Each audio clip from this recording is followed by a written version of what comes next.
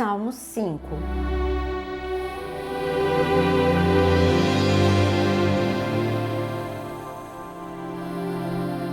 Dá ouvido, Senhor, às minhas palavras e acode ao meu gemido. Escuta, Rei meu e Deus meu, a minha voz que clama, pois a ti é que imploro. De manhã, Senhor, ouves a minha voz. De manhã te apresento a minha oração e fico esperando, pois tu não és Deus que se agrade com a iniquidade, e contigo não subsiste o mal. Os arrogantes não permanecerão na tua presença. Odeias todos os que praticam a iniquidade. Tu destróis os que proferem mentira. O Senhor abomina o sanguinário e o fraudulento. Porém, pela riqueza da sua misericórdia, entrarei na sua casa e me prostrarei diante do seu santo templo no teu temor. Senhor, guia-me na tua justiça por causa dos meus adversários. Endireita diante de mim o teu caminho, porque na boca dos meus adversários não há sinceridade. O íntimo deles está cheio de críticas. A garganta deles é sepulcro aberto e com a língua lisonjeiam. Declara-os culpado a Deus, que eles caiam por seus próprios planos. Rejeita-os por causa de suas muitas transgressões, pois se rebelaram contra ti. Mas alegrem-se todos os que confiam em ti. Cantem de júbilo para sempre, porque tu os defende, e em ti se gloriem os que amam o teu nome. Pois tu, Senhor, abençoa o justo e como escudo o cercas da tua bondade. Mais um salmo de grande aflição, de grande sofrimento de Davi. Mas Davi, ele tinha a oração como seu refúgio. Quando Davi fala aqui neste Salmo 5, que pela manhã eu oro, ele não está falando, essa manhã eu estou orando porque eu estou aflito. Não, Davi, ele tinha a vida de oração. Os salmos, você vê por salmos. Ele pegava a sua harpa, inclusive eu tenho uma harpa de mão que foi feita por um casal lá em Israel, que eles são profundos estudiosos com uma profundidade incrível sobre Davi, e eles são levitas, são músicos judeus que fazem instrumentos musicais para outros levitas que estão se preparando para o terceiro templo. Essa é uma outra história. Mas o importante é que Davi, ele pegava a harpa dele para adorar a Deus quando tudo ia bem ou quando tudo ia mal.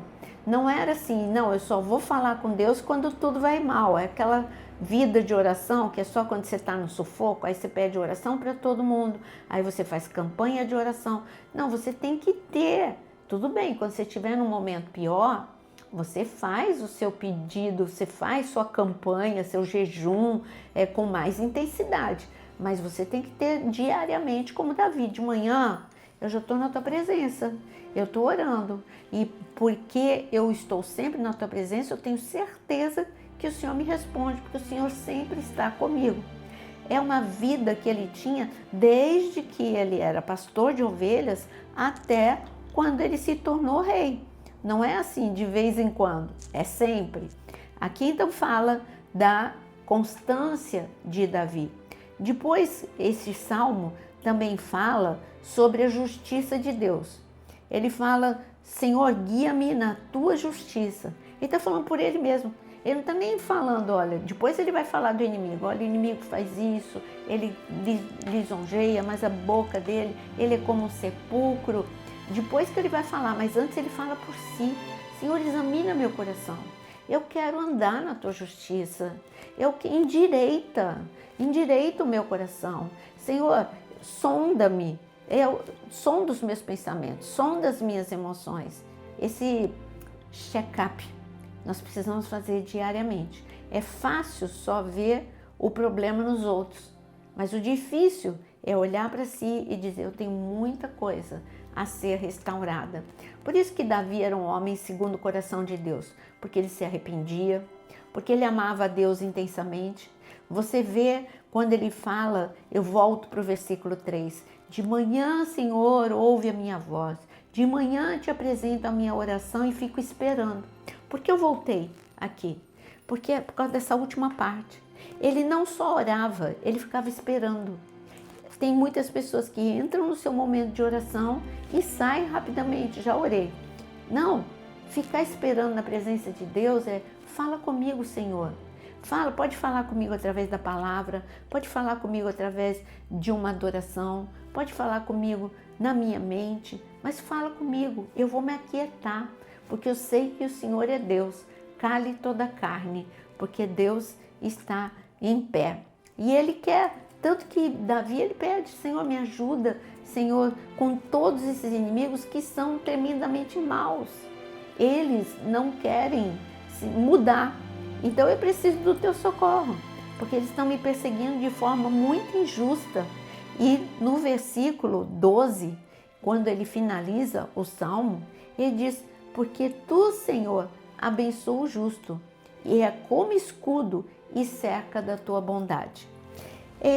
Eu já falei sobre o escudo em salmo anterior, que quando a gente fala que Deus é escudo, pensa no escudo do tamanho de Deus. Então, quer dizer, você não é enxergado, você está escondido atrás do Senhor.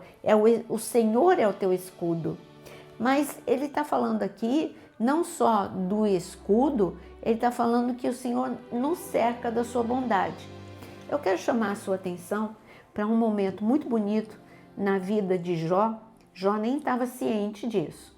O capítulo 1 de Jó mostra Jó com a sua vida perfeita, com a sua família aparentemente perfeita. E, de repente, no meio do capítulo, muda.